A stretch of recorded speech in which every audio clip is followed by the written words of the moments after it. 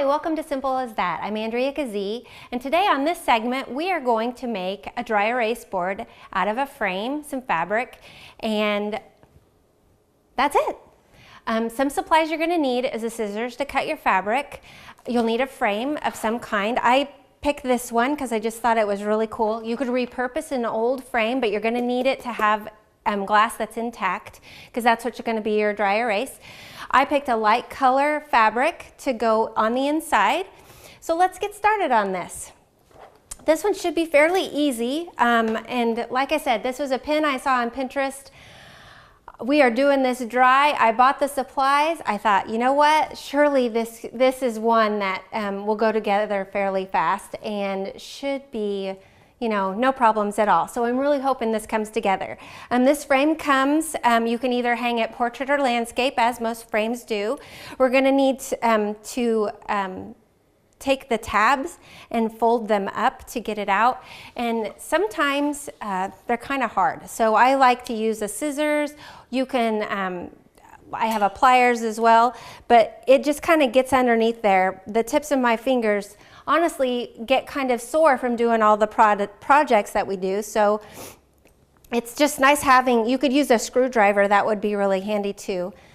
So what we're gonna do is get this frame free of its insides. And I like covering my work surface, protecting my counter. And so I have some styrofoam down and then also a self-healing mat. So we're gonna take that out and set it aside. We're gonna need that. And then we just have this. I'm gonna use this as my template for my fabric. And we're gonna set the frame aside, just like that. Now, here's my fabric. And I want my fabric, what I have here is just a ½ yard. And we only need one side of it.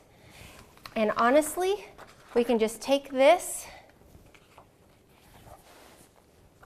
and if you have a rotary cutter, you could use that, or you can just grab your good old trusty scissors. This doesn't have to be perfect. We want kind of a little bit of a wrap around the edge. So I'm thinking you could go even up to 1 inch if you wanted to. ½ inch to 1 inch, just a good overlap. So I'm gonna start cutting here and just use that as a guide. I'm gonna set my extra fabric aside. Turn this around here, and we'll just cut this little bit off and see how that works. Okay, that looks great. Now, we're gonna take our back, and we can remove that now. We don't need that anymore, so you can just throw that away. And I'm gonna use a glue gun, just because I think it's handy. If you used paper instead of fabric, you could just do double stick tape, or you could not do anything at all. You don't even have to glue it down. If you wanted to just leave it without any glue, I think you're safe. You just pull it tight when you put this back in the frame. We can give that a try and see, but that way you could switch your fabric out. If you got sick of it and you wanted something different, or you just changed the color scheme of your room, then that wouldn't be a bad idea. So basically what we want to do here is just make sure we get it evenly around the outside here. And then this fabric doesn't really have a pattern we need to worry about. So then we just stick our board down in there, and we have to go around all of those little metal pieces that we turned up. Sometimes they can be obnoxious. There we go. Oh, we got another one here. So I would just pull your fabric tight as you go. There we go. Kind of give it a tug at each corner. And just tug it.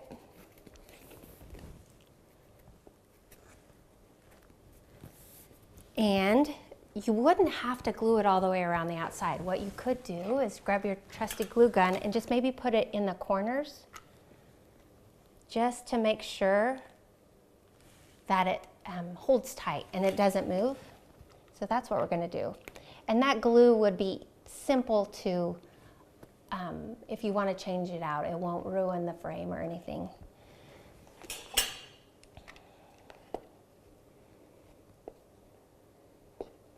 Again, watch your fingers. You don't want to glue your fingers to your, or burn your fingers.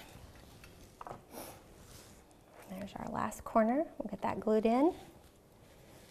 Again, just pull it tight as you can, and then just start bending in those little metal tabs around it. And those are going to help hold it. Again, if your fingers are sore or if you don't have very strong fingertips, whatever, you can use a pliers or a scissors or whatever you need. Okay, then you flip it up and voila. Now you have, in this one, you could hang either way, but with these turtle doves, we'll hang it this way. And then you're just gonna need a couple dry erase markers. I just have some black ones here. And we can write on our glass.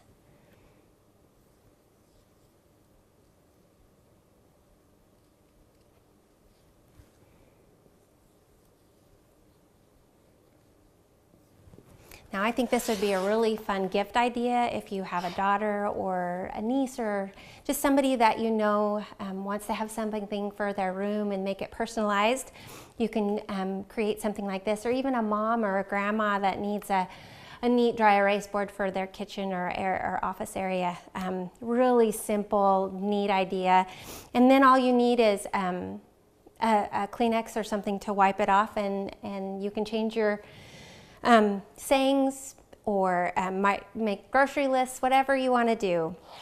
So I hope you like this project. This is a Pinterest win, a definite easy and fun thing that you can do with your tween or with just quickly on a weekend, put it together. Thank you for watching Simple as That. I hope you catch us next time.